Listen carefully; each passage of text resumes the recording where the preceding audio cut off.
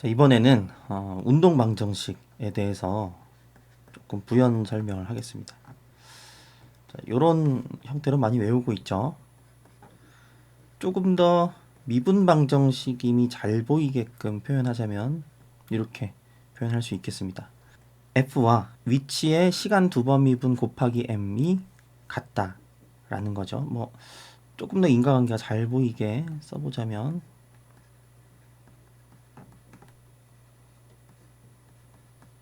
이렇게 말할 수 있겠어요. 힘이 작용하면 가속도가 발생하는데 그게 얼만큼이냐면 힘을 질량으로 나눈 만큼이다 라는 것이고, 이 각각의 물리량에 대해 좀 부연 설명을 해보겠어요. 우리가 어떤 개에 대해서 항상 관심을 갖고 그 개의 운동을 분석하는 것인데, 그때 F라는 것은 무엇을 의미하냐면 개에게 작용하는 알짜 힘이겠어요. 자, 에게라는 말도 중요하고 알짜란 말도 중요하죠.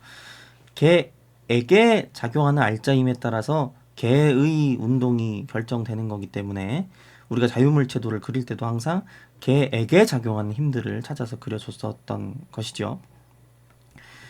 자, 그 다음에 이 자리에 들어가는 것은 뭐 당연히 그 개의 질량 뭐 또는 총 질량이라고 생각하시면 되겠고, 여러 물체나 입자로 이루어진 개라면 그 질량들의 합을 얘기하는 것이겠죠. 자, 그 다음 이 부분을 제대로 이해하는 것도 좀 중요한데요. 무엇의 위치가 가속한다는 얘기냐, 힘이 작용했을 때 어떤 위치가 변한다는 것이냐, 그것은 바로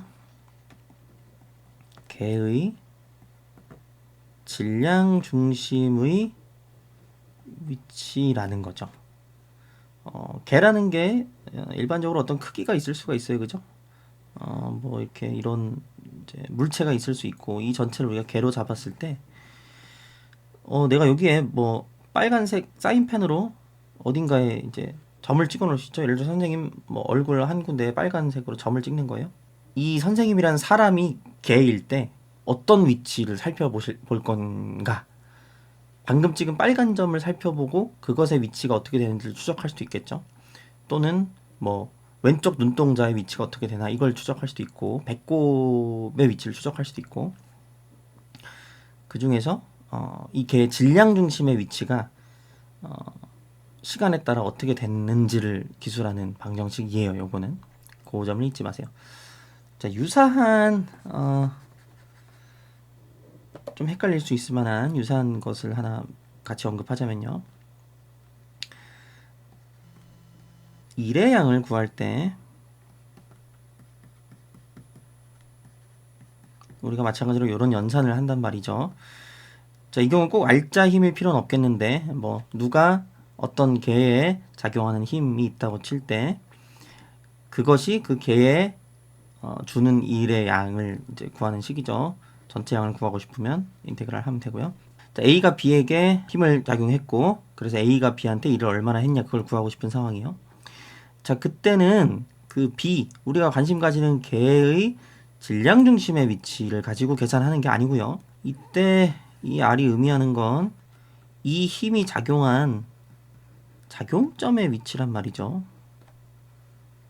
그 점을 분명히 구분을 해주세요. 여기서는 우리 관심계의 질량 중심을 추적하는 위치 벡터고요. 얘는 그 힘이 작용한 작용점이 움직이는지 아닌지 그걸 지금 따지는 거예요. 자, 한 가지 예로 우리 수업 시간에 선생님이 직접 벽을 밀면서 보여주기도 했었는데요. 저렇게 바퀴 달린 의자 위에서 선생님이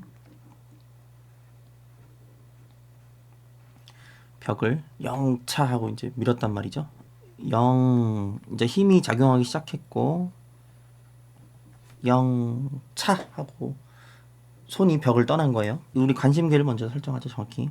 자, 요 사람과 요 의자까지가 우리 관심계예요. 사람과 수레가 관심계라고 했을 때 벽이 개에게 작용한 힘이 있나요?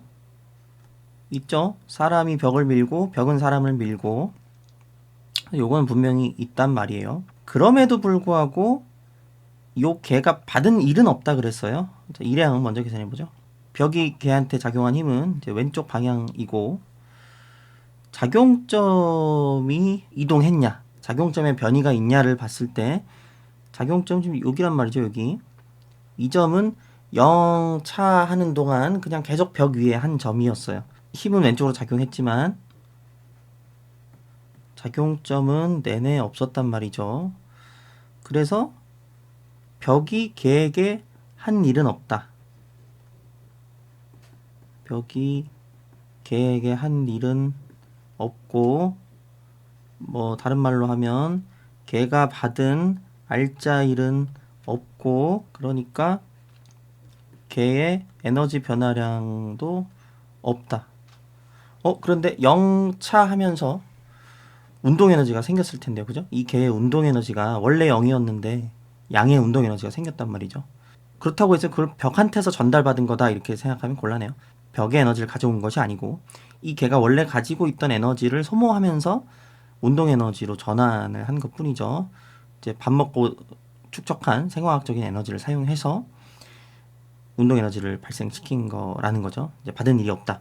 작용점의 변이는 0이라는 사실을 지금 언급했고요. 반면에 요 R, F는 MA 할 때 그 위치는 이 개의 질량 중심의 위치인데, 개에 작용한 알짜 힘이 왼쪽 방향으로 있고요. 그게 원인이 되어서 질량 중심이 가속했느냐라고 물어보면 그렇죠. 질량 중심이 원래 정지에 있었는데 질량 중심에 속력이 생겼어요. 왼쪽 방향에 속력이 생겼어요. 왼쪽으로 가속했어요. 그래서 0차 하면은 속력을 갖고서 이제 두루룩 뒤로 밀리는 거죠. 그 관점에서는 그때는 이제 R을 살필 때 질량 중심을 살피는 거고요. 일의 양을 구할 때는 질량 중심의 변이를 보는 게 아니고 작용점이 얼마나 변이가 됐냐, 그만큼을 힘에다가 곱해줘야 된다는 거예요. 자, 그런 면에서 일단 F는 MA의 각 물리량들이 의미하는 바를 정확히 좀 짚고 갈 필요가 있다는 것을 한번 얘기했고요. 그런데 만약에 우리가 관심 가지는 개가 단일 입자인 경우를 생각해 볼까요? 단일 입자가 관심 개인 경우를 좀 생각해 보자면 자, 입자라는 게 뭐라 그랬냐면, 뭐 물론 우리가 물리학에서 말하는 기본 입자들, 뭐 전자, 쿼크, 뭐 이런 것들도 당연히 입자긴 하지만요, 역학에서 말하는 입자는 이런 것들을 한정해서 말하는 게 아니고요,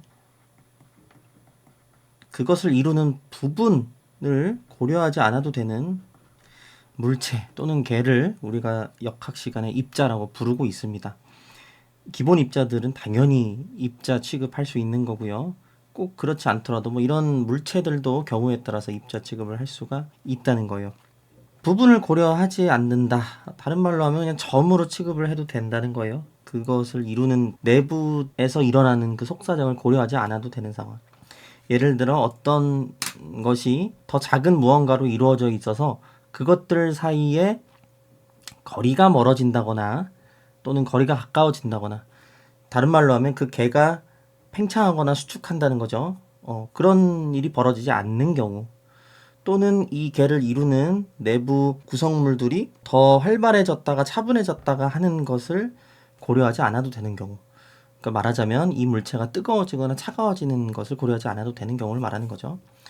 그런 식으로 그 물체, 그 개를 이루는 부분이 있을지언정 부분들이 어떤 변화를 일으키는 것이 없다면 이 통으로 그냥 하나의 점, 입자라고 생각해도 좋다는 거예요. 그 경우에 우리 관심계가 입자인 경우에 또는 입자 취급을 할 수 있는 그런 경우에는 그놈의 위치가 곧 그놈의 질량 중심이기도 할 거고요. 곧 어떤 힘이 그 입자에 작용하는 작용점이기도 할 거예요. 그냥 이 입자라는 점이 있는데 점의 질량 중심은 그냥 그 점이겠죠. 그리고 어떤 힘이 얘한테 작용한다면 그냥 그 점에 작용할 거고요. 그런 면에서 입자에 관심을 가지는 경우 굳이 여기서 말하는 위치와 여기서 말하는 위치를 뭐 구분해서 쓰지는 않아도 좋다는 거죠. 그런 맥락에서 이 예제를 한번 살펴볼까요? 이 예시는 입자 취급을 하면 안 되는 예죠. 입자로 간주할 수 없고 실제로 이것은 입자들의 모임이기도 하거니와 입자들의 모임이어도 입자 취급을 할 수 있어요. 근데 이 경우에는 안 되는 것이 0차 하는 동안 제 몸을 이루는 입자들 사이에 배치가 변하겠죠. 상대적인 위치가 변하는 것을 이 몸의 변형을 고려해야 되는 상황이기 때문에 입자로 취급할 수 없고 당연히 이 FNMA에서의 위치와 이를 계산할 때의 위치, 즉 질량 중심의 위치와 작용점의 위치를 구분해서 생각해 줘야 된다라는 겁니다.